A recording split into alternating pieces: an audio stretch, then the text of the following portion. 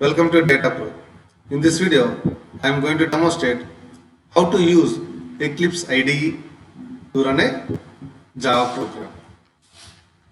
We shall begin with how to get the Eclipse IDE software from internet. Then we shall see how to launch it. Next, we shall see how to develop a simple program and run it.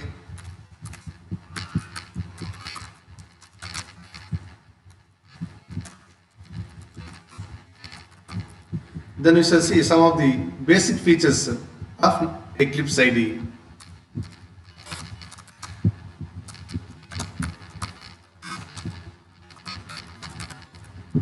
Let's begin with how to get the Eclipse IDE software from internet.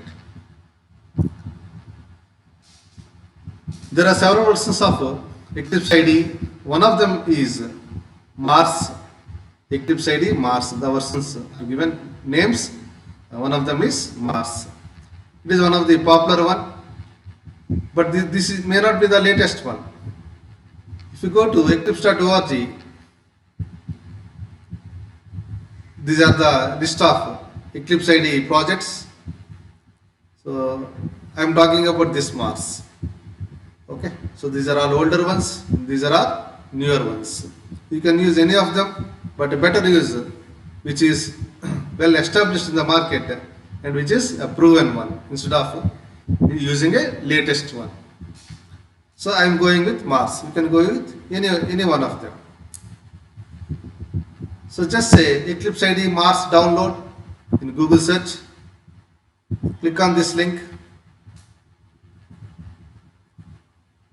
Then according to your operating system and CPU architecture, download the corresponding version. So this is Eclipse IDE for Java EE developers, means you can create web applications as well, Java based web applications as well using this IDE, not only core Java. So if yours is 32-bit, click on this link. If yours is 64-bit, click on this link. Then just download it. Once you download onto your computer, you know that it gets downloaded onto your downloads folder. Then you will see a file something like this one, Eclipse IDE Mars 2 in 32, x86 and 64-bit. Means it works on both 32-bit and 64-bit computer. So just extract the zip file or compressed file. Once you extract it, you will find this folder. You open it, you will find Eclipse folder. Open it, then you will find the Eclipse application.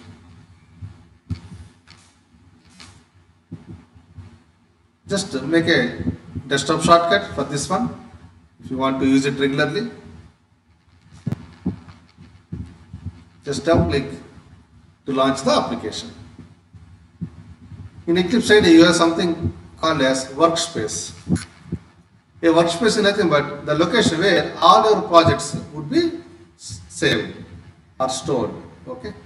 If multiple people or programmers are sharing the same computer, then you can give your own location and some other programmer will give his or her own location so that the projects won't be mixed. You will see your own projects and the other programmer will see here are his own projects.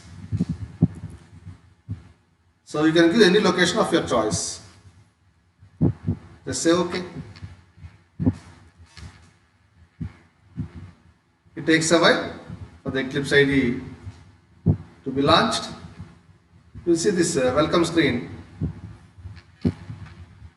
You can close this window for now.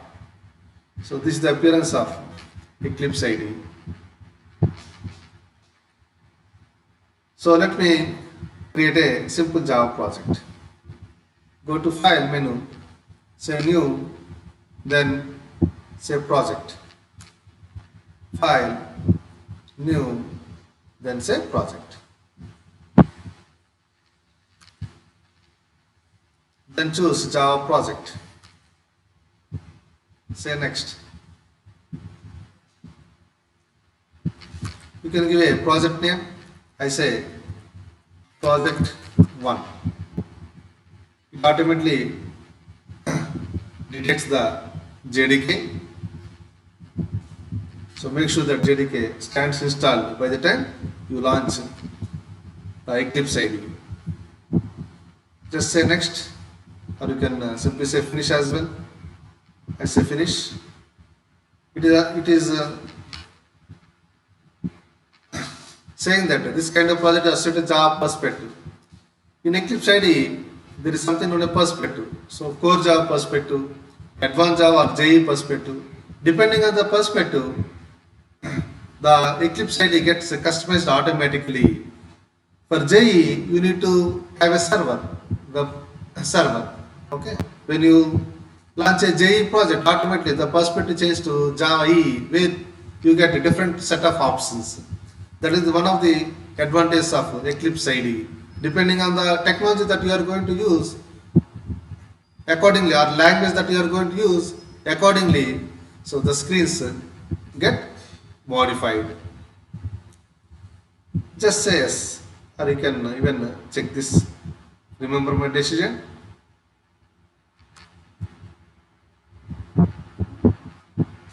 You can notice here at the top right, it says now right now Java got selected. So if had you created a Java web application, so it would have asked for Java EE perspective and it would have selected the Java EE option. So we are done with creating a simple Java project, but right now there are no files. Let us create a Java program.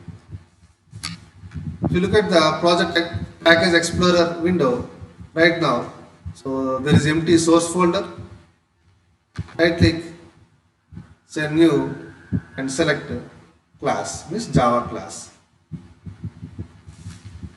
Give a name, I say sample1. You need main function to run the program. So choose public static void main. Just leave the defaults.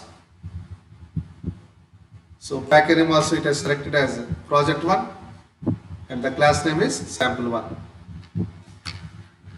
Say finish. Once you finish creating the skeleton, you can notice that font size is very small. You can increase the font size of the source code. For that, go to Window and Preferences. Then choose General, then Appearance, then Colors and Fonts. Then expand Java, then choose Java Editor text font. Then say Edit. You can choose any size, say 14 and bold.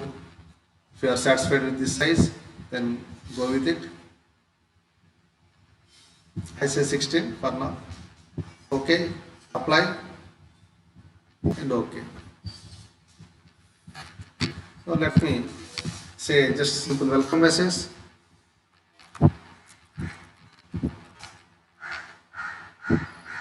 Type few letters, press Control space, then select sys out. Then it gets expanded to system.out.println. I repeat. Just type few letters, press Control space, then choose sys out. It gets expanded. Then give the welcome message. Welcome to Java using. You can close this window, task list window, so that you get more room. Right. So welcome to Java using Eclipse IDE. That's it. Save it. Then no need to compile. You can directly run the program. It gets compiled automatically. If there are any errors, it will show the errors. So there are multiple ways to run the program. Simplest way being, you can find a play button, green play button, just click on it. So program gets executed and you can find the output, the bottom of the screen. Welcome to Java using Eclipse IDE. I hope you are following me. Now let me show you some of the basic features of Eclipse ID, or for that matter any ID. Let me create a simple class, say student. Let's say we have some fields, say ID number, name, course and fees. I want a full argument constructor. So for that, so right click on one of the fields, then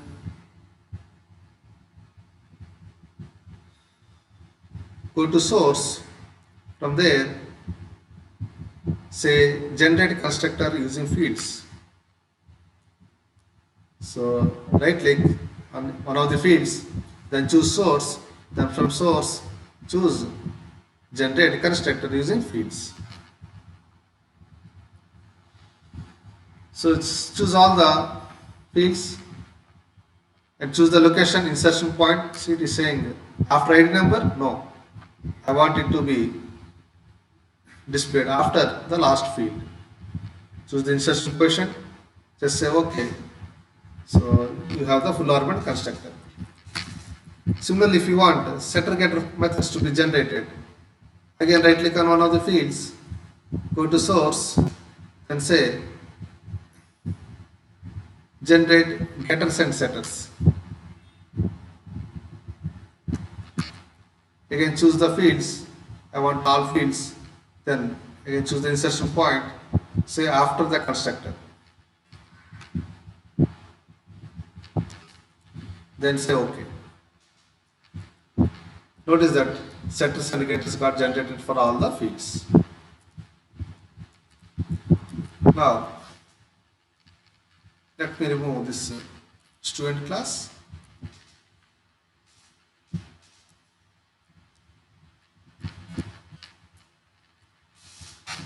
Now let me show you some of the basic features of Eclipse ID.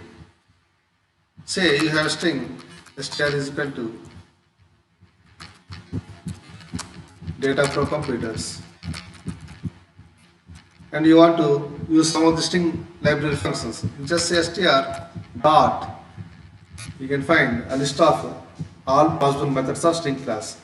Okay, so you can use the required method. No need to remember the spellings, just choose the required one. You will also get help regarding the methods, the description of the methods. So these are some of the basic features of Eclipse ID.